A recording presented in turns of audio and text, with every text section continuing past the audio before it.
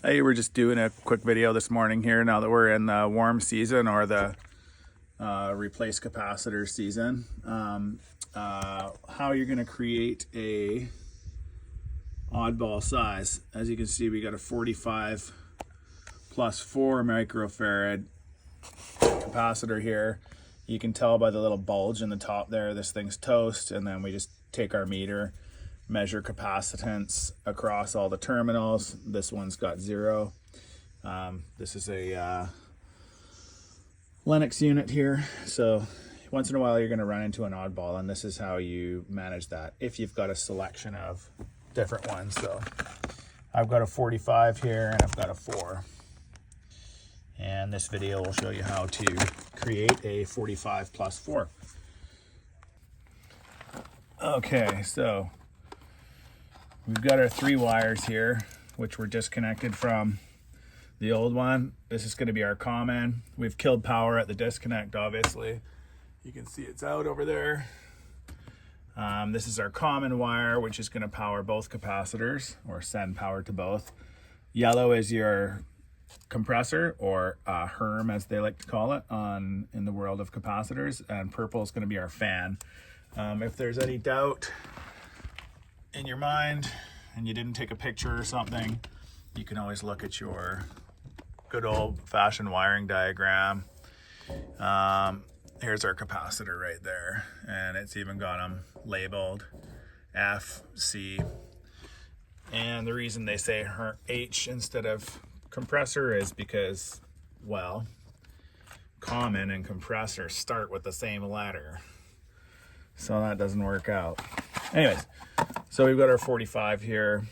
It's gonna go in kind of like this, and you can use some all-round or some zap straps or whatever you feel will do the nicest job of keeping these things in position once they're there. So this is our original strap. We'll see if it reaches. It won't, so we'll probably grab some all-round or something and put it on there after, because that ain't quite gonna work. So what we're gonna do, grab a couple of zippity zaps, hold these things in place,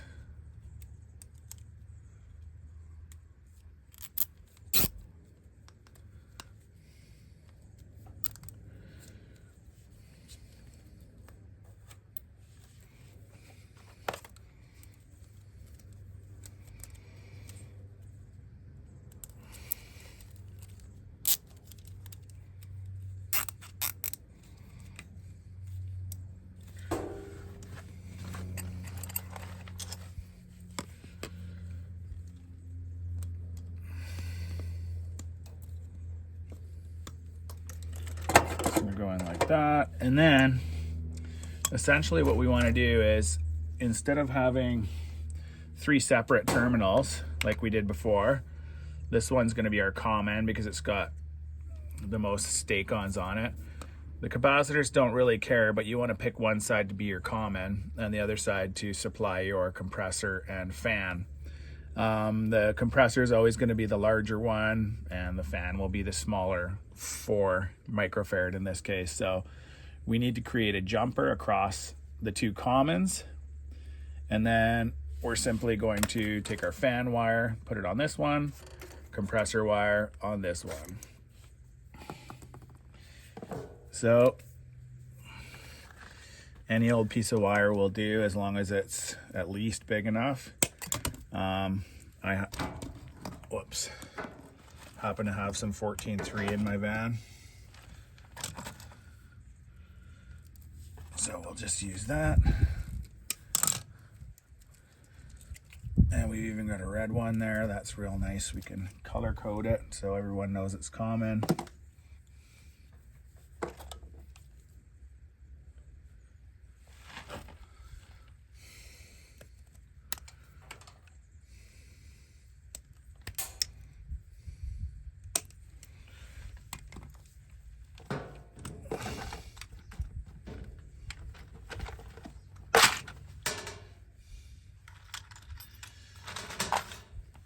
most of us have a little kit like this with a bunch of stake-ons and connectors and extra screws and stuff like that.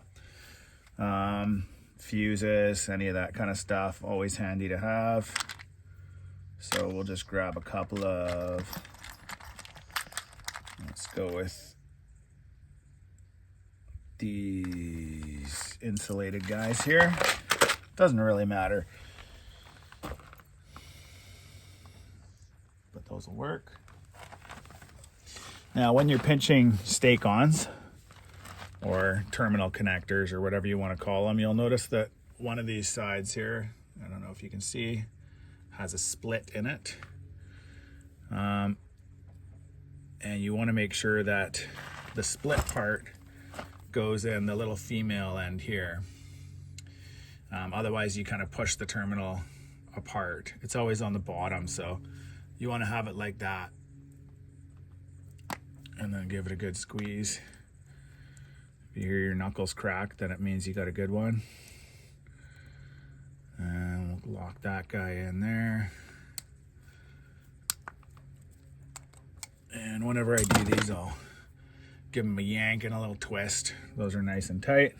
So now we're gonna call these our common side here. So we wanna go like this, bingo bango. That's gonna go like that. And then of course we gotta get power to it. So we'll take our red common wire. And if you wanna follow that guy back up, it's just going to our compressor contactor or here, where we're getting power constantly through our shunt side or jumper across the contactor. They call it a shunt. Super common in residential heat pumps. The reason they have the shunt in there is so that you continuously get power to one of the windings of the compressor, which acts as a crankcase heater. So it just keeps the compressor warm enough that refrigerant won't migrate out there and get stuck and cause slugging and stuff. So here we go. Whereas before we had common, if you were to measure across from here in a good day when this thing's working, it would be 45 across here and 4 across here. So now we've got 45 on the back there, 4 on the front, and we should be good to go. I just lost a screw.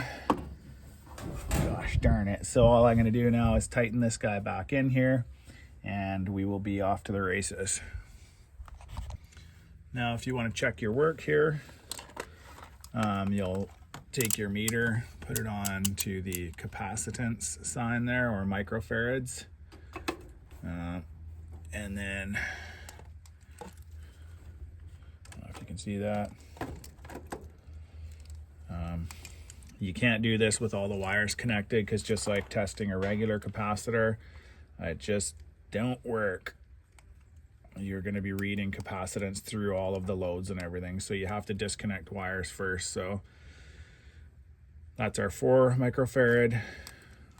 This is our 45, and these things have a rating on the front of them. This one's plus or minus 6%, and we're within that. And you know, the meter's not going to be 100% correct, but it'll tell you if the thing's on its way out or dead or whatever. Usually if they're off by more than 5 microfarads or something for a bigger one, I'll recommend replacing it. But most of the time when these things fail, they actually just completely crap themselves and stop working. And what you get is you hear the motor straining because it doesn't have enough torque to get going. So you'll hear your compressor or fan going, and that's not a good noise. So we'll go ahead and put our disconnect back in.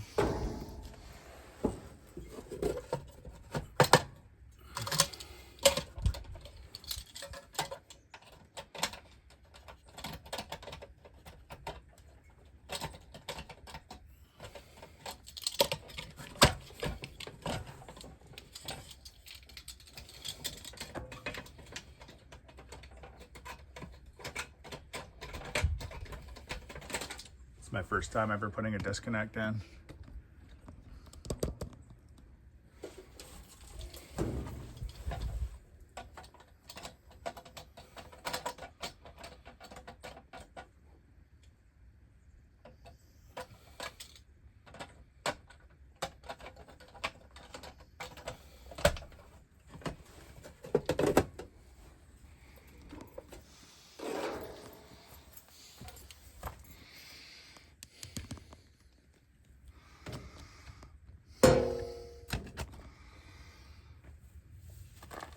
And this guy's showing an alert here.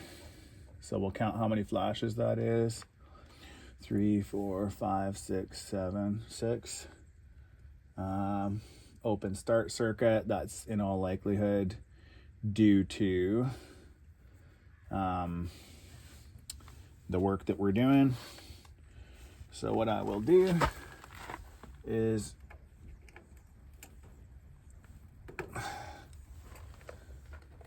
reset.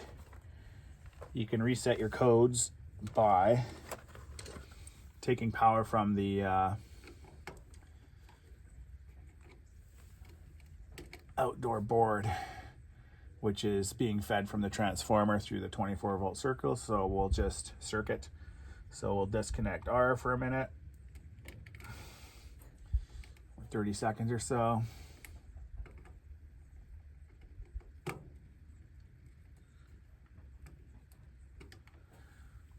One, two, three, four, five, six.